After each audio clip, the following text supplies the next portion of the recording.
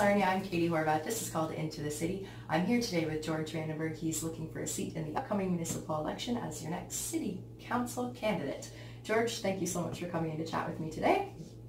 So for those of us who haven't yet had a chance to learn a little bit about you, could you tell the viewers a little bit about yourself and why you're running in this election? Well, we can go to when we moved here. We came here in 1968. I'm a first generation Canadian. My parents come from the Netherlands. My parents were living in the northern part of the Netherlands in a place called Friesland. And after the war, they had enough, and my dad came in 51, my mom came in 52, and then I showed up in 53. So that tells you my age. Anyway, we settled in the Brampton, Georgetown area, and then eventually by 1968, we moved to Sarnia. And I'm glad we did, because it's one of the best places to live anywhere in the world. And I've lived here ever since. I'm married. I've got two wonderful kids, a great son-in-law, a great daughter-in-law, and two grandchildren. Okay. And like I say, and they live here in Sarnia too as well. For those who don't know, could you tell us a little bit about professionally and what you've done in your life in that way? Okay, I have a university degree at University of Western Ontario, graduated in '78, history and sociology. I then completed a certificate in criminology and criminal justice, University of Windsor. That was around 1984. Attending college at the Ontario Police College, Canadian Police College in Ottawa, Canadian Emergency Preparedness College in Arnprior. That kind of gels with my profession, previous profession, police work here in Sarnia. I started with Point Edward originally, and then went with the city of Sarnia, and then moved on from there. I'm currently involved in the paralegal business, have been since about 1991, and that I'm a member of the Law Society of Upper Canada, which they now call the Law Society of Ontario. I have practiced in criminal law as well as provincial offences law. Most of my dealings are in the provincial offences court, dealing with traffic tickets. Right, okay. Yeah. Great. So at this point in the interview, I like to talk a little bit about your reflections on the current council, the 2014 to present term. So in general, could you comment things that you felt were done positively, and maybe a few things that you may have done differently? I don't really want to go too much at the council. I wasn't there, I wasn't certainly not there for a lot of the backroom discussions and the paperwork and stuff like that. I know there's a lot of work in council that it requires a lot of time to read the documents prior to then sitting there at the council chambers and voting on certain things. I think the Centennial Park thing could have been probably handled differently. It seemed to have cost an awful lot of money. There was the issue of the asbestos originally, and then the amount of money that it cost. A lot of overruns, and I don't know if that's the fault of council or whatever, but it just seemed to be a little bit more overrun. I thought the council worked not too badly together. A lot of times when I did watch, there seemed to be some animosity between certain people, and that's something I don't like to see. I think that if you're going to sit on council, it's like I'm the chairman of the Humane Society here in Sarnia, have been for the last 5 years, and one of the things that we encourage is that everybody work together. And as a chair of that society, we have a great working board, we have a great staff at the Humane Society, and that's one of the things that I have always believed in, that everybody should be able to say something and not just, somebody doesn't like what you said and makes it evident that they don't like what you said. Well, that's not the way it should be. It should be that people should have an opportunity to be heard, and that's what it's all about. It's for the people. Okay. So could you tell me kind of in general about your platform and some of the issues that you're running on? One of the biggest issues I'm here is that we are sitting in Sarnia. This is a diamond in the rough, this city. I don't know why we don't have the tourism that I see in other areas. We were in Halifax. So I go down to Halifax, and I walk through their downtown, and I walk to their harbor. So I look at their harbor. We have a harbor. They've got an ocean. We've got a lake. We've got a river where lake freighters and ocean goers go back and forth, and it's clean water and everything else. And I look at it and I say, why isn't this happening here? Where's the tourism? We've got this Highway 402 that was built in the 70s, beautiful bridges going across the United States, right? And it doesn't seem to be happening. And that's one of my things, is trying to promote tourism. This weekend I was in Collingwood. Same thing. I look at Collingwood's 19,500 people, and they're building a 6-story condo in downtown Collingwood. Minimum $441,000 for a 700 square foot condo.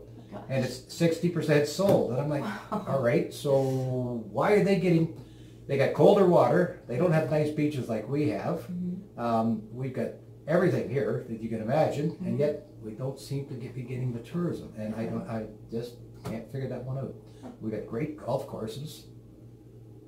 That's one of my biggest things. There's other things about, because when you get tourism brings people bring money. Money brings jobs, right? So that's a big thing too. And that's one of my big stopping points, is getting out there and seeing how we can get Toronto to come here. Not just for retired people, but for young people. When my son got married last year, I took his friends from Toronto to the Sawmill Creek Golf Course. And then we drove along Brights Grove, and they could not believe it. They could not believe it. They said, this is here, this is for you people. I said, I live half a kilometer from the lake. Right? And they're like, you're kidding. And then when you go to my son's apartment, you look out his window, he's on the 11th floor of Sandy Lane, and you look at the yacht club, the lake, the bridges, and the river. That's $1 million view. So that's one of my stronger issues. Okay, fair enough. So from your perspective, what do you think are some of the most important issues, we can say too, that the people of Sarnia are facing today? Well, again, I think our taxes should be looked at, because from what I hear from other people is that, like, I'm in a certain area that I get taxed different than other areas of the city, and the taxation should be equalized out. Why should somebody that might be living on Lakeshore have to pay $5,000 when a guy that like me living on Gerd Street is paying $2,800? Like and there's other things too. That you want some fiscal responsibility. We don't want to see the rates every year go up. We just all of a sudden there's a big increase. I know inflation. We can't help inflation. That's just something that happens. So, but yeah, fiscal responsibility, and that's one of the biggest things. Okay. So if you are elected, what is it about you that you feel would make you a great representative for the people of Sarnia? Well, I think I'm personable. Okay. I'm approachable. I always have been.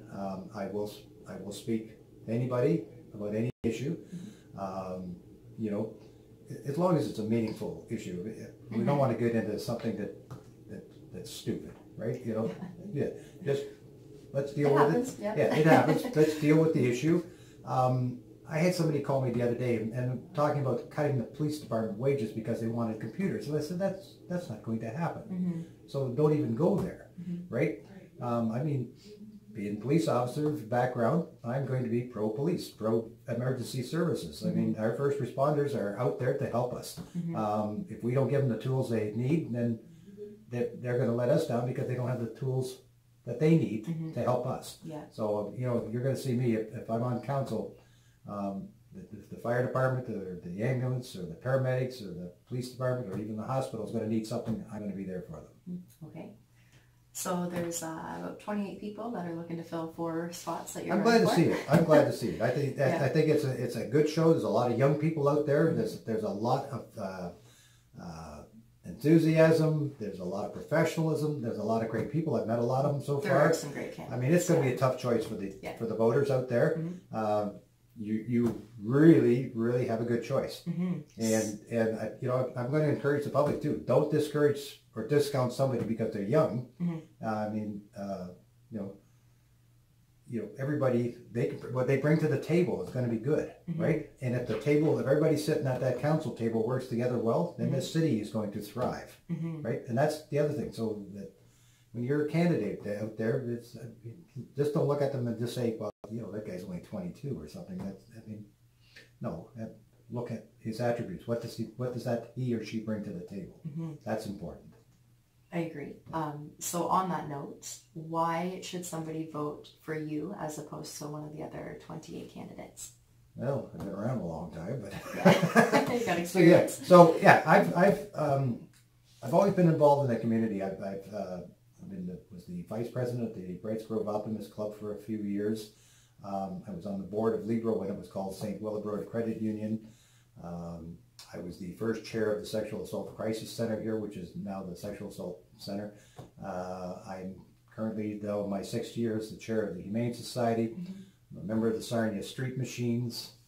What else am I a member of?